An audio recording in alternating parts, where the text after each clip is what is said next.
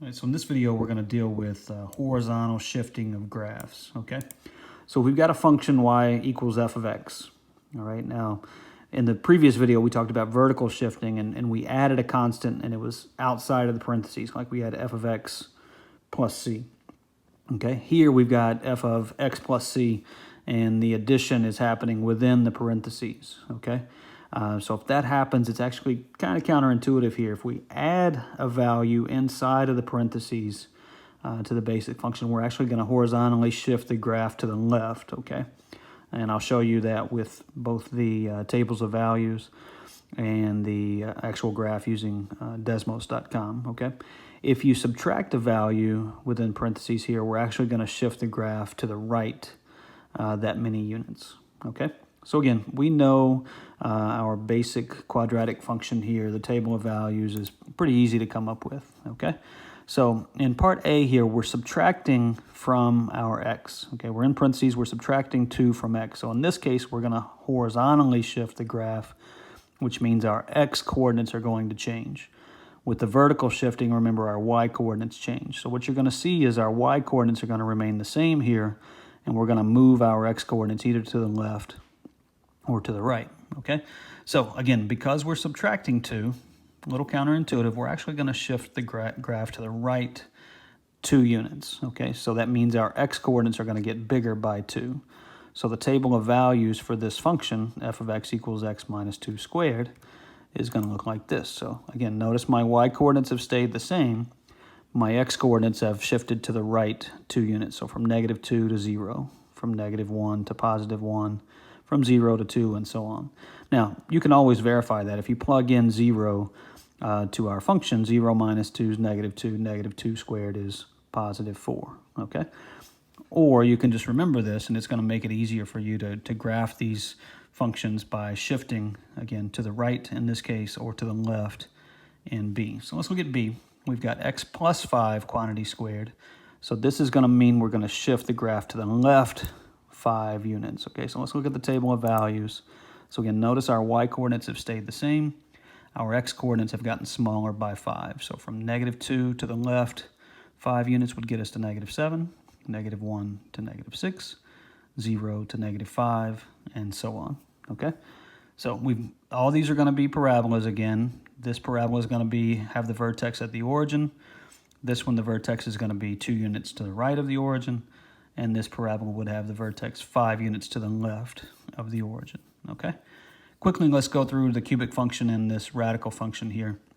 Again, our basic table of values for f of x equals x cubed, okay? So when we start shifting x plus 1 quantity cubed, we're going to shift to the left 1 unit. So when we look at our table of values, our x values should be smaller by 1. Our y values stay the same, okay? In B, we've got to shift to the right 4 units. Again, the opposite of what you see here, this -4. We're actually shifting to the right 4 units, so our x coordinates from our basic function should get bigger by 4, or move to the right 4 units. So from -2 to 2, from -1 to 3, and so on, okay? And finally, our basic radical function.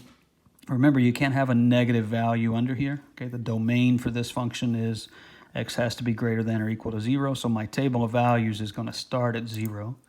Okay, so the square root of 0 is 0, square root of 1 is 1, square root of 2 is about 1.414, the square root of 3 is about 1.732, and the square root of 4 is 2. So just be aware of what the domain is anytime you have a radical function, okay? Because you don't want to have values that don't fit the domain in your table of values, okay?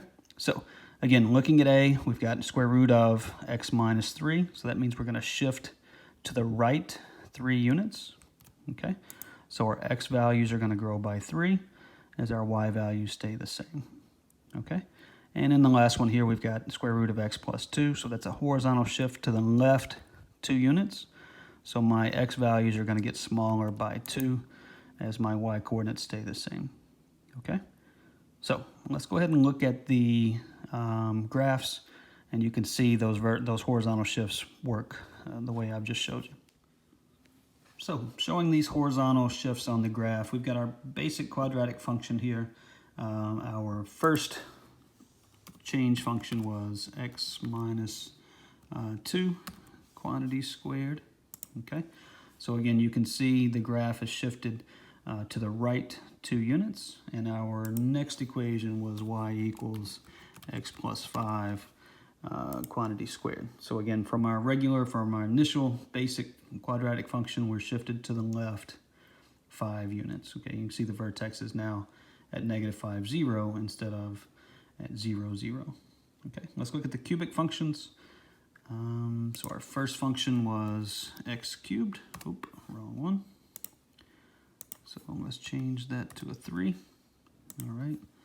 So I'm going to change this to a 3, and it was x plus 1 quantities cubed, and this was x minus 4 quantity cubed. Okay. So let's look at these graphs. So our basic function again goes through the origin.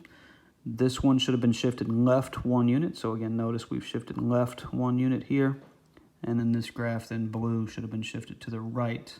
Okay, we're taking this basic cubic function and shifting it to the right 4 units. Okay, and then quickly here, let me just get rid of these two.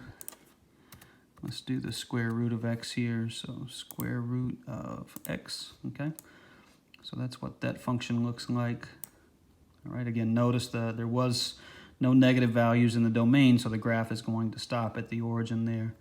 So let's do y equals the square root of x minus 3. So x minus 3. So again, notice that shift is horizontally to the right 3 units. Okay, so our starting point here was at the origin. This starting point is at 3, 0. And then our final one was y equals the square root of x plus 2.